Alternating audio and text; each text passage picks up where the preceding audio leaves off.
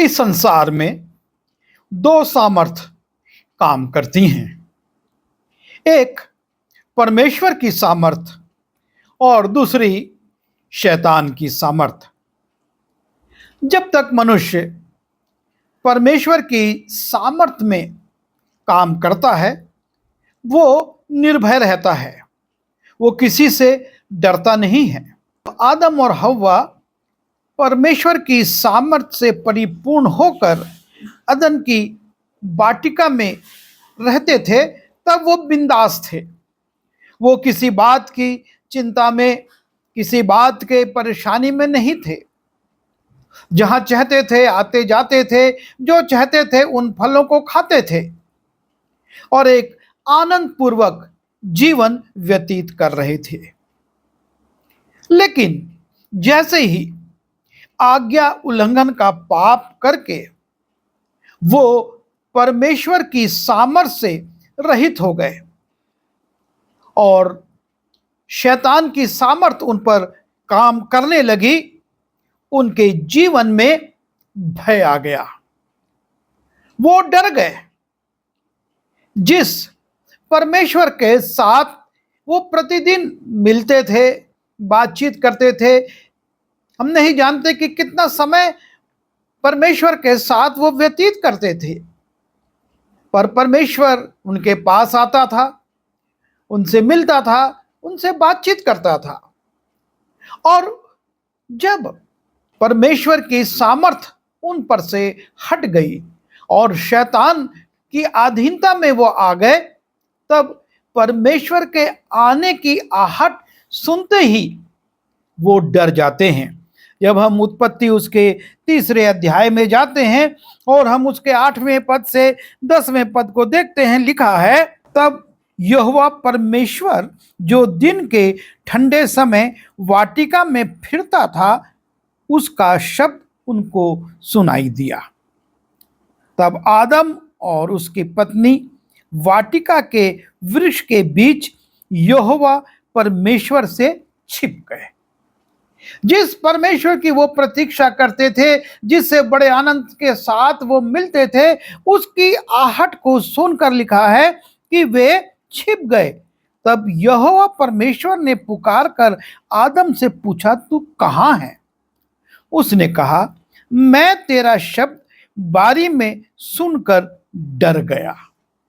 मैं तेरा शब्द बारी में सुनकर डर गया, क्योंकि मैं वस्त्रविहीन था। वो आदम जो कि इसके पहले भी इसी अवस्था में परमेश्वर से मिलता था, लेकिन जब पाप की अधीनता में आ गया, परमेश्वर की आज्ञा का उल्लंघन कर दिया, और तब वो परमेश्वर से छिपने लगता है।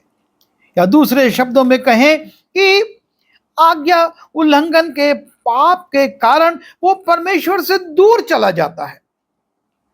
वो परमेश्वर के नजदीक आने की जुर्रत नहीं करता, हिम्मत नहीं करता, और उसको अपनी वस्त्र विहीनता का, अपनी एक निर्बलता का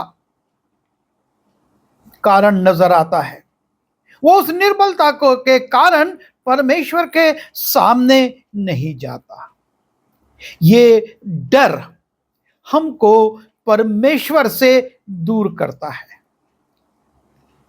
शैतान जो भय हमारे अंदर लाता है, वो भय हमको, जबकि परमेश्वर ने अभी उनको कुछ नहीं कहा था, कोई दंड नहीं दिया था, या उनको डांटा, या उन पर क्रोधित नहीं हुआ था, लेकिन उनके अंदर एक डर आ गया और वो परमेश्वर से दूर हो गए।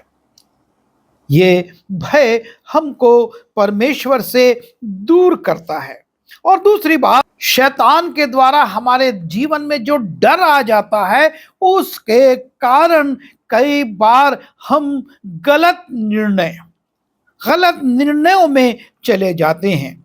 जब हम पहला शामुएल उसके 28वें अध्याय में जाते हैं और 4 और 5वें पद को देखते हैं, वहां पर शाऊल के विषय में लिखा है, जब पलिश्ती इकट्ठे हुए और शूनेम में छावनी डाली, तो शाऊल ने सब इस्राएलियों को इकट्ठा किया। उन्होंने गिलबो में छावनी डाली। पलिश्तियों की सेना को देखकर शाऊल डर गया। जिस पलिश्तियों की सेना को और जिन पलिश्तियों को वो कई बार हरा चुका था, यहां पर लिखा है पलिश्तियों की सेना को देखकर शाऊल डर गया और उसका मन अत्यंत भयभीत हो कांप उठा। वो पलिश्तियों की सेना को देखकर डर गया और उसका मन कांपने लगा। जिन पलिश्तियों से वो लंबे समय से युद्ध करता आया था, अब उस सेना को वो देखकर डर गया। क्योंकि जब हम पहला शमूएल उसके 16वें अध्याय के 14वें पद को देखते हैं, लिखा है और यहोवा का आत्मा शाऊल पर से उठ गया और यहोवा की ओर से एक दुष्ट आत्मा उसे घबराने लगा। परमेश्वर की सामर्थ, परमेश्वर की शक्ति, परमेश्वर की उपस्थिति उसके जीवन से चली गई और जब उसके जीवन से परमेश्वर की सामर्थ चली गई, तब शैतान की सामर्थ उस पर आ गई। एक दुष्ट आत्मा उस पर आ गया और वो दुष्ट आत्मा उसको घबराने लगा, उसके अंदर डर को उत्पन्न करने लगा और इसीलिए जब उसने पलिश्तियों की सेना को देखा तो उसका ना सिर्फ वो डरा लेकिन उसका मन कांपने लगा। और जब शाऊल ने यहोवा से पूछा, तब यहोवा ने ना तो सपने के द्वारा उससे उत्तर दिया और ना उरीम के द्वारा और ना भविष्यवक्ताओं के द्वारा। परमेश्वर की उपस्थिति उसके जीवन से पूरी तरह से अलग हो गई। वो चाहता है कि परमेश्वर से कुछ पूछ ले, लेकिन परमेश्वर अब उससे बात करने को, उसको मार्गदर्शन देने को तैयार नहीं है। और जब परमेश्वर की सामर्थ उठ गई और शैतान की सामर्थ उसमें काम करने लगी, दुष्ट आत्मा उसको व्याकुल करने लगी, घबराने लगी और तब वो एक गलत निर्णय की ओर बढ़ जाता है। वो शाऊल जिसने कि जादू टोना करने वालों को, भूत सिद्धि करने वालों को अपने देश से निकाल दिया था। जब हम पहला शमूएल 28वें अध्याय के 3 पद की दूसरी लाइन को देखते हैं, वहां पर लिखा है और शाऊल ने ओझों और भूत सिद्धि करने वालों को देश से निकाल दिया था। और यह व्यक्ति जिसने कि इन लोगों को निकाल दिया था, अब अपने कर्मचारियों से क्या कह रहा है? तब शाऊल ने अपने कर्मचारियों से कहा, मेरे लिए किसी भूत सिद्धि करने वाले को ढूंढो कि मैं उसके पास जाकर उससे पूछूं। अब वो भूत सिद्धि करने वाले, भावी कहने वालों को ढूंढ रहा है कि उनके पास जाकर पूछे। उसके कर्मचारियों ने उससे कहा, इंदौर में एक भूत सिद्धि करने वाली रहती है। तब शाऊल ने अपना भेष बदला और दूसरे कपड़े पहनकर 2 मनुष्य संग लेकर रातों रात चलकर उस स्त्री के पास गया और कहा, अपने सिद्धि भूत से मेरे लिए भावी कहलवा और जिसका नाम मैं लूंगा उसे बुलवा दे। और इस प्रकार से जब परमेश्वर की सामर्थ छोड़ देती है, अलग हो जाती है और वो दुष्ट की सामर्थ आ जाती है, वो भ्रमित करने लगती है और गलत रास्तों पर ले जाने लगती है। और ये व्यक्ति जिसने कि एक समय भूत सिद्धि करने वालों को अपने देश से निकाला था, अब उन्हीं के पीछे जा रहा है। और हम देखते हैं 20वें पद में, तब शाऊल तुरंत मुंह के बल भूमि पर गिर पड़ा और शमूएल की बातों के कारण अत्यंत डर गया। भयभीत तो वो था ही, डर तो उसके अंदर था ही, लेकिन जब उसने इस भूत सिद्धि करने वाले के माध्यम से शमूएल से बातचीत करी और उसने उसको कुछ बातें बताई कि कल तू और तेरा परिवार, तेरे बेटे और तेरी सेना के लोग मेरे साथ होंगे, तब लिखा है कि तब शाऊल तुरंत मुंह के बल भूमि पर गिर पड़ा और शमूएल की बातों के कारण अत्यंत डर गया। उसने पूरे दिन और रात भोजन ना किया, इससे उसमें बल कुछ भी ना रहा। वो कमजोर पड़ गया शारीरिक रूप से भी, क्योंकि जो परमेश्वर की सामर्थ्य से, परमेश्वर की संगति से, परमेश्वर की उपस्थिति से रहित हो जाते हैं, उनके जीवन में वो दुष्ट इसी प्रकार से काम करता है और वो दुष्ट उनके जीवन को भय से भर देता है। ये राजा है, पहले पलिश्तियों को देखकर घबरा रहा था, डर रहा था, उसका मन कांप रहा था, और अब शमूएल की बातें भी सुनकर वो इतना भयभीत हो गया कि भूमि पर गिर पड़ा। वो दुष्ट का भय गलत निर्णयों की ओर, गलत मार्ग की ओर ले जाता है। और तीसरी बात, भय लोगों के सामने झुकाता है। जब हम यूहन्ना उसके 19वें अध्याय के 10वें पद में जाते हैं और वहां पर गवर्नर पिलातुस का वर्णन है, जिसके सामने यीशु मसीह को प्रस्तुत किया गया है, उस पर मुकदमा चलाया जा रहा है कि इसको मृत्यु दंड देना है। और पिलातुस बड़े घमंड से यीशु मसीह से कहता है, पिलातुस ने उससे कहा, मुझसे क्यों नहीं बोलता? क्या तू नहीं जानता कि तुझे छोड़ देने का अधिकार मुझे है और तुझे क्रूस पर चढ़ाने का भी अधिकार मुझे है? वो यीशु मसीह से कहता है कि तुझको छोड़ सकता हूं मैं, यह अधिकार मेरे पास है, और तुझको मैं क्रूस पर भी चढ़वा सकता हूं, यह अधिकार भी मेरे पास है। और इस प्रकार से वो अपने अधिकार को बता रहा है। लेकिन जब लोगों का दबाव पड़ता है, जब भीड़ नारे लगाती है, और तब लिखा हुआ है पिलातुस ने ये बात सुनी तो और भी डर गया। यह गवर्नर जो कि यीशु मसीह से कहता है कि तुझे छोड़ने का, तुझे क्रूस पर चढ़ाने का अधिकार मेरे पास है, वो जब लोगों की बात सुनता है, जब महायाजकों और प्यादों ने उसे देखा तो चिल्लाकर कहा कि उसे क्रूस पर चढ़ा। पिलातुस ने उनसे कहा, तुम ही उसे क्रूस पर चढ़ाओ, क्योंकि मैं उसमें दोष नहीं पाता। यहूदियों ने उसको उत्तर दिया कि हमारी भी व्यवस्था है और उस व्यवस्था के अनुसार यह मारे जाने योग्य है, क्योंकि उसने अपने आप को परमेश्वर का पुत्र बनाया। और जब ये बातें इस भीड़ की, इन याजकों, महायाजकों की और इन अगुवों की बातों को पिलातुस सुनता है, इस भीड़ की चिल्लाहट को सुनता है, क्योंकि लिखा है कि चिल्लाकर कहा, वो लोग चिल्ला रहे हैं।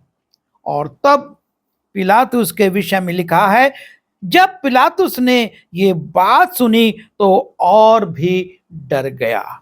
ये शैतान का भय, भीड़ के कारण जो हो चिल्लाहट होती है, उससे हमको भयभीत कर देता है।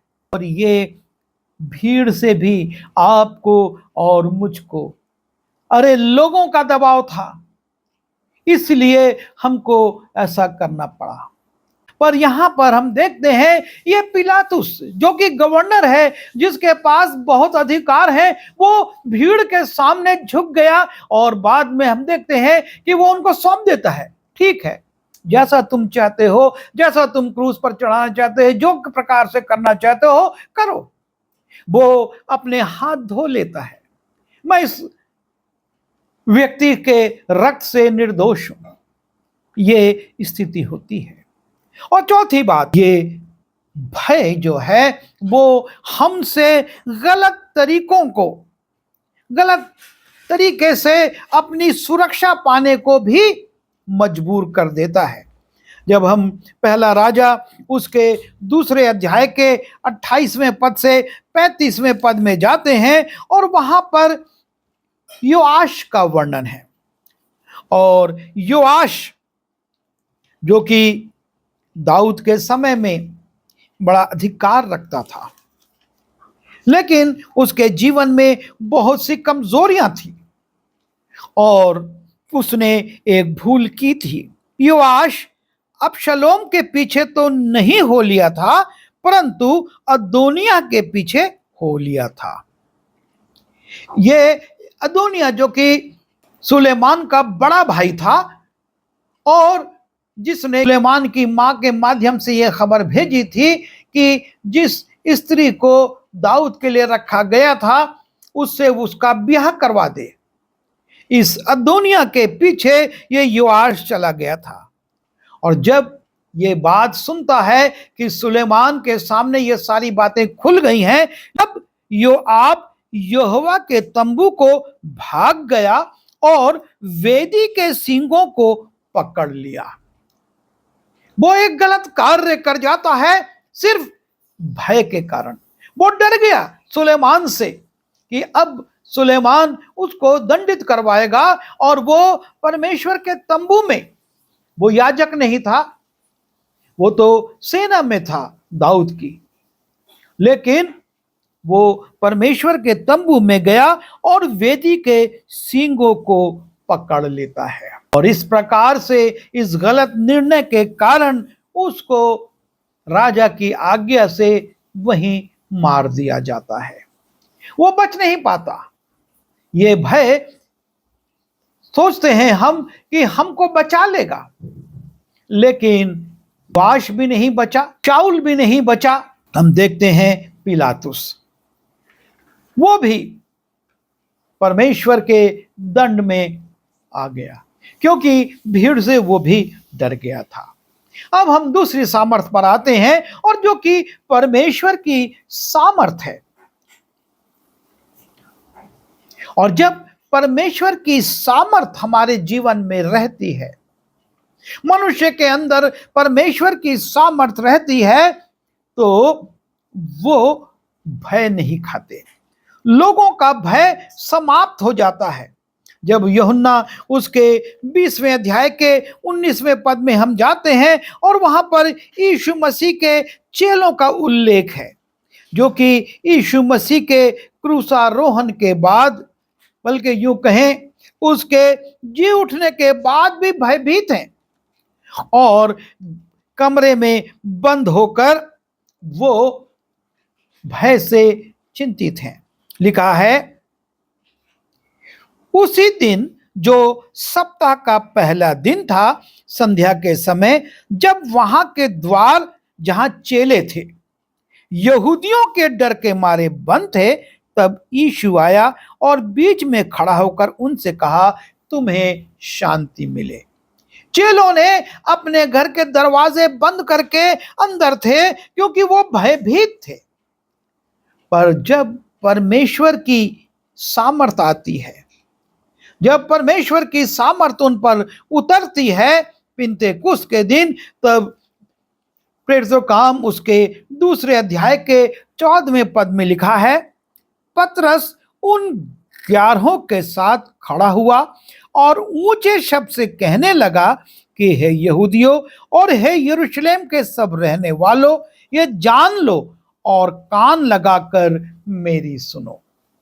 जो भयभीत थे, कमरे में बंद थे, जब परमेश्वर की सामर्थ उन पर आ गई, परमेश्वर की आत्मा से वो भर गए, तब उनमें साहस आ गया और वो खुल्लम खुल्ला यरूशलेम में, जब एक बड़ी भीड़ वहां जमा हो गई थी, उसके बीच में प्रचार करने लगा, कहने लगा कि हे यहूदियों और हे यरूशलेम के सब रहने वालों, ये जान लो और कान लगाकर मेरी बातें सुनो। जब परमेश्वर की सामर्थ हमारे साथ रहती है, मनुष्य के साथ रहती है, वो लोगों से नहीं डरते हैं। और ना सिर्फ लोगों से, लेकिन दूसरी बात, वो अधिकारियों से भी भयभीत नहीं होते हैं। जब हम प्रेरितों के काम उसके चौथे अध्याय के 17वें पद से जाते हैं और वहां पर हम पढ़ते हैं, परंतु इसलिए कि ये बात लोगों में और अधिक फैल ना जाए, हम उन्हें धमकाएं कि वे इस नाम से फिर किसी मनुष्य से बातें ना करें। ये यहूदी अगुवे योजना बना रहे हैं कि जो आश्चर्य कर्म यूहन्ना ने और पतरस ने किया है, ये बात और ना फैले, इसलिए हम इनको बुलाकर इनको धमकाते हैं कि यीशु मसीह के नाम से आगे से ये बातें ना करें। तब उन्हें बुलवाया और चेतावनी देकर यह कहा कि यीशु के नाम से कुछ भी ना बोलना और ना सिखलाना।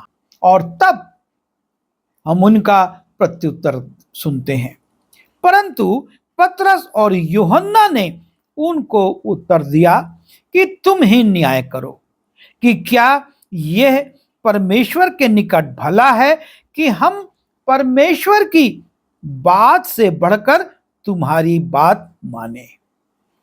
वो उन्हीं पर डाल देते हैं। इतना साहस उनमें आ गया है परमेश्वर की सामर्थ से कि वो अधिकारियों से पूछ रहे हैं, तुम बताओ कि हम परमेश्वर की बात माने कि तुम अधिकारियों की। और तब वो अपना उत्तर खुद कहते हैं, क्योंकि ये तो हमसे हो नहीं सकता कि जो हमने देखा और सुना है वो ना कहे। वो कहते हैं हमसे नहीं हो सकता, हमने जो देखा है, जो हमने सुना है, हम तो उस बात को कहेंगे। यह है परमेश्वर की सामर्थ में चलना, परमेश्वर की सामर्थ में रहना कि अधिकारी, प्रशासक, देश के कानून रोकेंगे, लेकिन हम प्रत्युत्तर देंगे जो हमने देखा है, जो हमने सुना है, जो हमारे जीवन की साक्षी है, उसको हम कैसे ना दें। तीसरी बात हम देखते हैं कि परमेश्वर की सामर्थ जब हमारे साथ रहती है, मृत्यु का भय भी हम पर हावी नहीं होता। जब हम भजन संहिता उसके 23वें अध्याय के 4 पद में जाते हैं और वहां पर दाऊद कहता है, चाहे मैं घोर अंधकार से भरी हुई तराई में होकर चलूं तो अभी हानि से ना डरूंगा, क्योंकि तू मेरे साथ रहता है। परमेश्वर की सामर्थ मेरे साथ रहती है और इसलिए कितनी भी घोर अंधकार से भरी हुई तराई हो, मृत्यु की छाया हो, उर्दू में इस पद को लिखा है, चाहे मैं मौत की वादी में से होकर गुजरूं।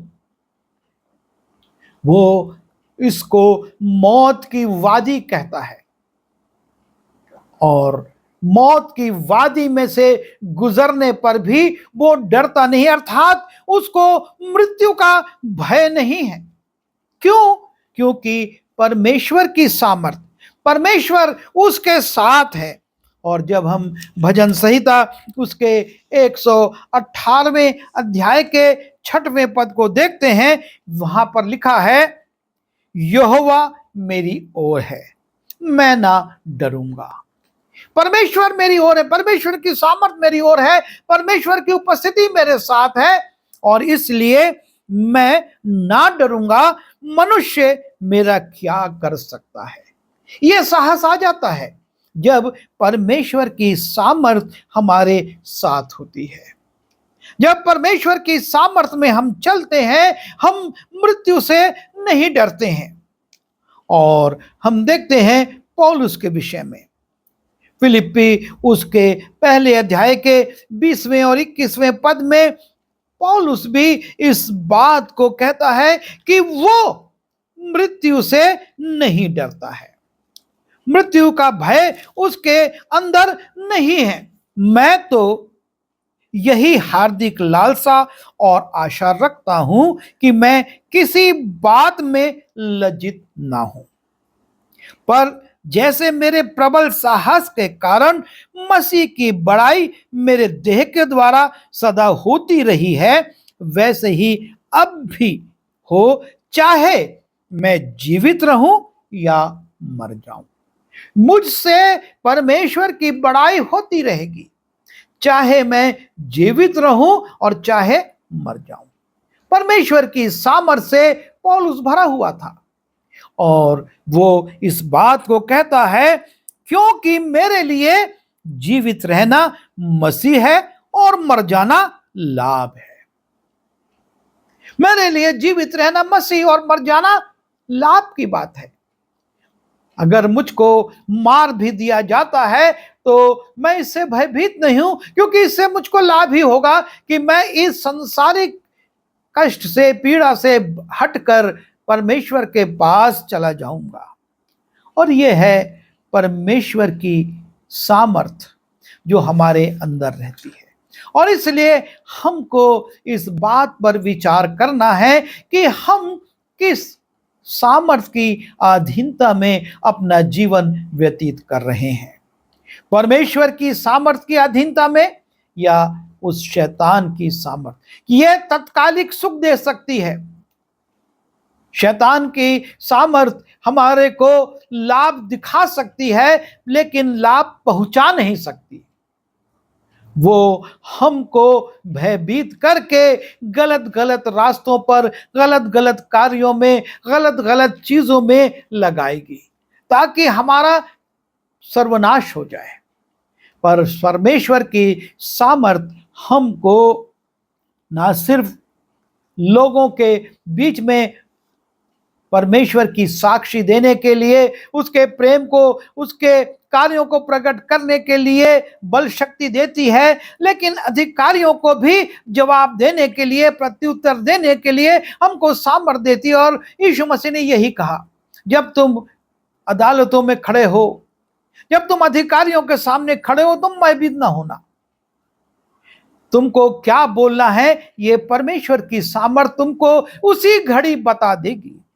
और इसलिए दाऊद भी मृत्यु से नहीं डरता। जंगल जंगल घूम रहा है, लेकिन कहता है कि मैं चाहे मौत की वादियों से होकर गुजरूं तो अभी नुकसान से, हानि से ना डरूंगा, क्योंकि खुदा की, ईश्वर की उपस्थिति मेरे साथ रहती है। और पौलुस भी कहता है, मेरे लिए जीना मसीह और मर जाना लाभ है। आज हम अपने जीवनों पर ध्यान करें, अपने जीवनों को देखें, हम किस सामर्थ में अपना जीवन व्यतीत कर रहे हैं। हम परमेश्वर की सामर्थ में रहेंगे तो हमेशा लाभ ही पाएंगे, और यदि उस दुष्ट की सामर्थ की अधीनता में चले जाएंगे तो बड़ी हानि उठाएंगे, संसार में भी और इस जीवन के बाद भी। आइए दुआ करें। प्रभु जी, हम आपकी ओर अपनी दृष्टि उठाते हैं। वो दुष्ट तो प्रलोभित करके अपनी अधीनता में हमको लेने की कोशिश करता है, पर हमको शक्ति दीजिए कि हम उसका इनकार कर सकें और आपकी अधीनता में, आपकी सामर्थ्य में आपके साथ अपना जीवन व्यतीत करके उस अनंत जीवन को प्राप्त कर सकें जो केवल आप दे सकते हैं। हम सबकी सहायता करिए ताकि ये वचन हमको आपकी सामर्थ्य में बने रहने के लिए शक्ति प्रदान करे। विनती यीशु के नाम से मांगता हूँ, आमीन।